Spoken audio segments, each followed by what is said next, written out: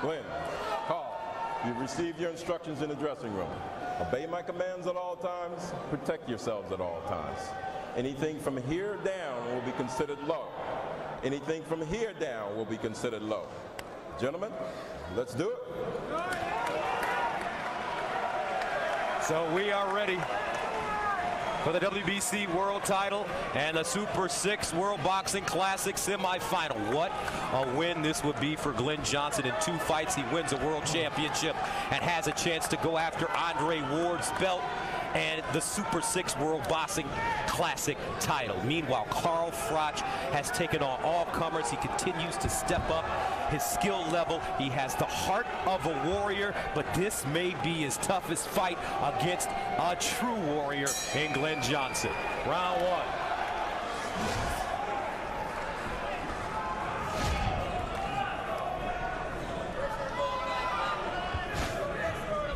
The first round will be fascinating. How much will Glen Johnson attack? Will he be attacking with more abandon than we think? This is a lot of questions here. And again, we mentioned the ring. It is monstrously big, which could help Froch. Yeah, when I look at this ring, I call it a Sugar Ray Leonard, Marvin Hagler ring because, you know, Sugar Ray needed distance back in the day. And Al, in your opinion, almost comparable media careers between Marvin Hagler and Glen Johnson. Yeah, in some respects, you know, people didn't give Hagler as much as great as he was. Didn't always get the breaks when it came to decisions in some cases, and maybe wasn't thought of as big a superstar as he was. Glen Johnson, yesterday in our meeting as he wears his Miami Heat boxing trunks, looks like LeBron could wear them right now himself. He was so calm, Antonio, so relaxed, almost jocular in his responses to what he can do against Carl Froch. Yes, he was, and I was expecting him to be that way. But before the fighters meeting ended, Carl Froch pulled me to the side and he asked me a question straight up. How did I beat Glen Johnson? Oh, interesting.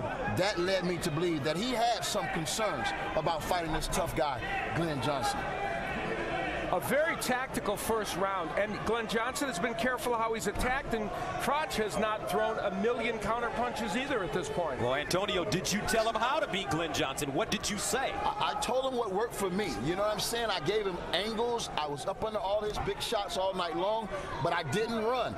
And right now, it looks like Carl Froch has chosen to meet Glen Johnson head-to-head. But a different pace, Al, for Glen Johnson at the start of this fight than we've seen in the past? Generally, yes. And he might be taking a round to figure him out, but he's certainly not attacking with as much abandon as we usually see. A relaxed Carl Froch, stiff jab landing on the chin of Johnson. That backs him up.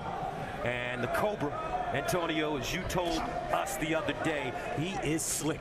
Yeah, he is real slick right there. He's comfortable. And it's important for a fighter to be able to stand in the heat and also be comfortable at the same time, relax. But I tell you what, Glen Johnson has a monstrous right hand. You know he knocked out Alan Green with it, and he also stretched Roy Jones with it. Right now, he's licking his chop, looking at Froch's left hand so low. And it's that looping overhand right, a punch that was very effective for Mikkel Kessler in his comeback win tonight in Denmark. Round 1 scheduled for 12, the super middleweight WBC World Title and Super 6 semi. And that takes us to the keys for tonight. Well, Carl Froch wants to stay at long range, use his jab and right hand. He was able to control the distance perfectly in round 1. Now he drops his left hand, which Antonio pointed out, and it's the overhand right that will try and get there for Johnson. The Froch uppercut has been in mothballs during this tournament, but I think it will resurface again this evening. Now for Johnson, he's got to get on the inside. Didn't do that in the first round. And he's got to throw those double left hooks to the body and head. And then there's that overhand right that Antonio referenced. He could have hurt Froch with that punch. All right, the quietest man in our broadcast team right now is Andre Ward, the champion. As you take a look at his picture, coming off the big win against Arthur Abraham. First round, what have you seen, champ, between one of the men that you will face in your next fight?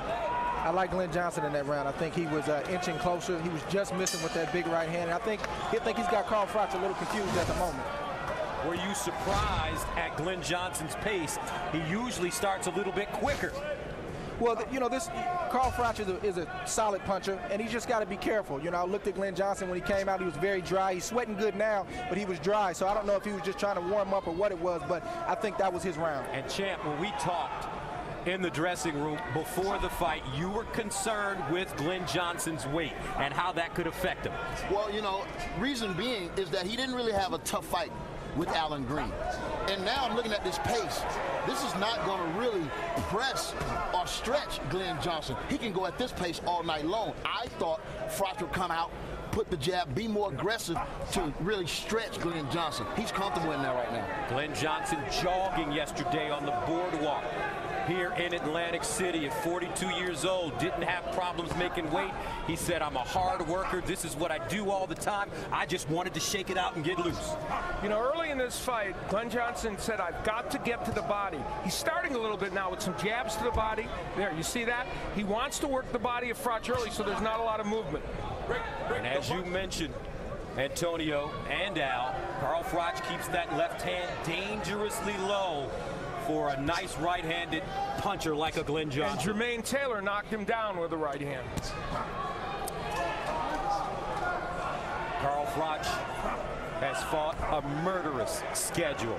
He beat Jean Pascal in Nottingham, England, then came all the way to the United States, was knocked down by Jermaine Taylor and ended up stopping Taylor late to retain his title.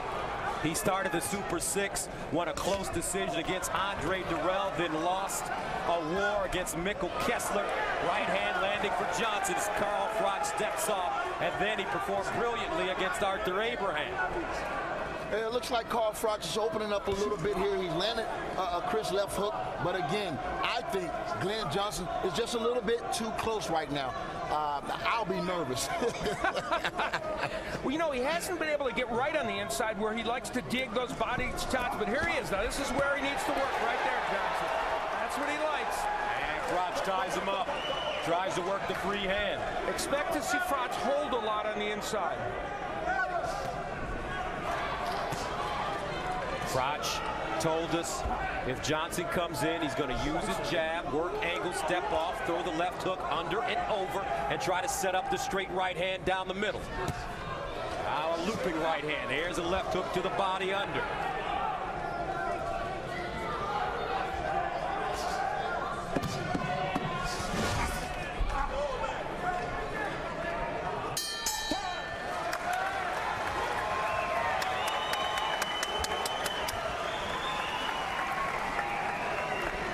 Andre. He's going to try and hit you around the body and come round the side with that right hook.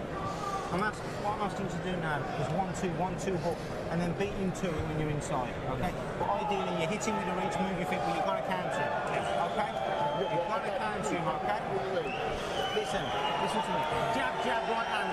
He's going to hit it, because right now he's comfortable. He thinks all there is right. He thinks all there is a jab to the body, but when you sneak that right hand, when you feel comfortable, it's going to pay off. And the only thing is, when you get him up against the rope, be careful not to get over anxious and fall in. All right? Because you know once he gets against the ropes, he panics. And when he panics, he's going to do a couple movements. Don't fall in. Go with champ. You're looking good. Keep that jab out. Just watch his right hand over your jab. So you got to watch out. His jab over your And that, of course, is Orlando Cuellar, the fine trainer of Glen Johnson, who was up for Trainer of the Year this year, although Freddie Roach won it, which he seems to do every year. And Robert McCracken, the very fine trainer also of Carl Froch. McCracken 33-2 as a professional, the former British Commonwealth middleweight champion, retired in 2001 after losing to Keith Owens of Washington, D.C. Now some good jabs to start. Yeah, I was going to say, Glen Johnson discovered that punch here right now. I feel like the tide right now is going to change. These guys right now is going to draw that line in the sand, and they're getting ready to fight right now. Well, Glen Johnson's made the difference, right? He has decided really to attack now, so I think he's going to turn the fight on now. Andre, your thoughts about what you're seeing at the start of the third? Well, I agree with Antonio. Things are starting to heat up, and Carl Froch is not a pure boxer. He's really a fighter, so he's getting forced to fight right now. So we're going to see how he responds in this moment. Nice stiff jab by Glen Johnson as he stalks, goes to the body with the jab, keeping his guard up high. Froch got the right hand through. Froch now starting to move a little bit. Johnson invading his space.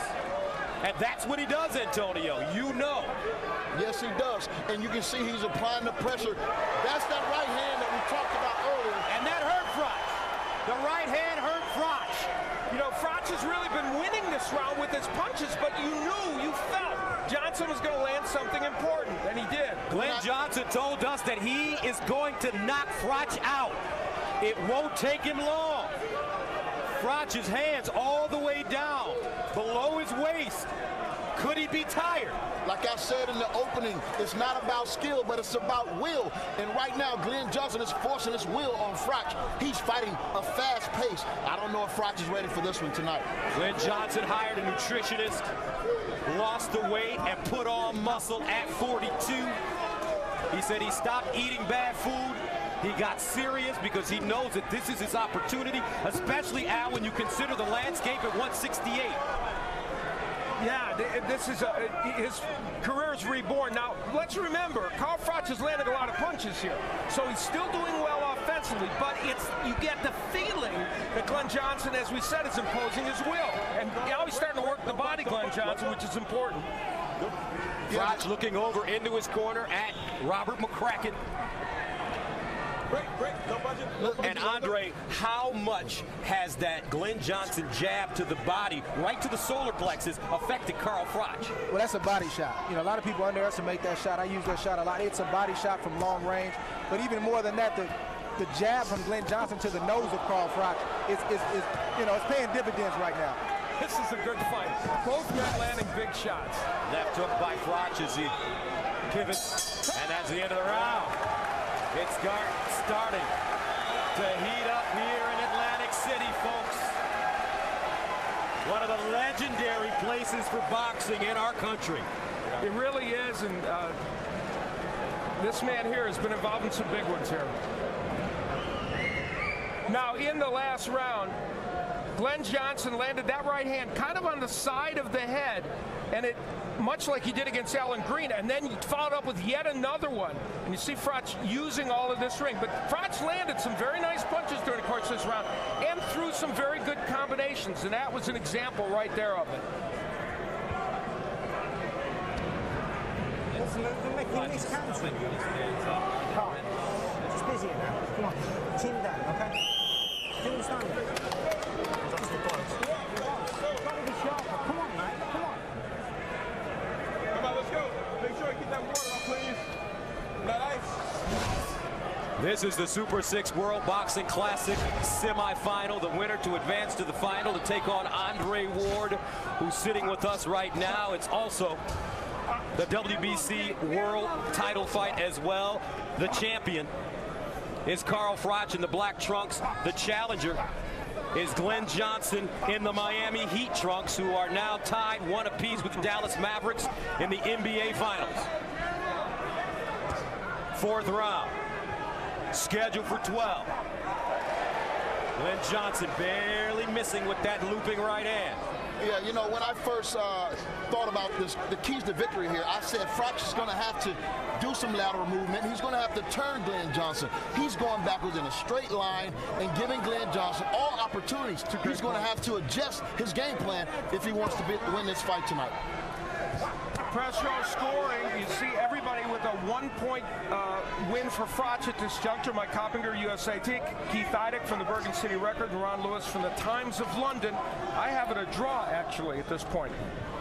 And you talked to Glen Johnson. And yesterday, Al, you talked to Glen Johnson about his inability against fighters that are on the rise to get decisions. He's lost very close decisions. Last time he fought for the light heavyweight title against Cloud, he lost a very close decision.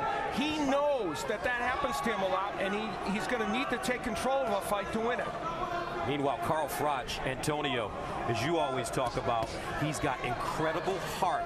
When the fight gets tough, he will dig down deep, and you'll see some of his best work. Oh yeah, he does definitely have reserve. I mean, he's a champion, and he loves being champion. He has what we call swag, and the man is just, he's confident.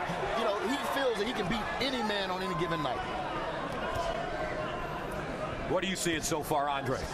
I see Carl Froch getting a little bit more comfortable. He's starting to settle in a little bit.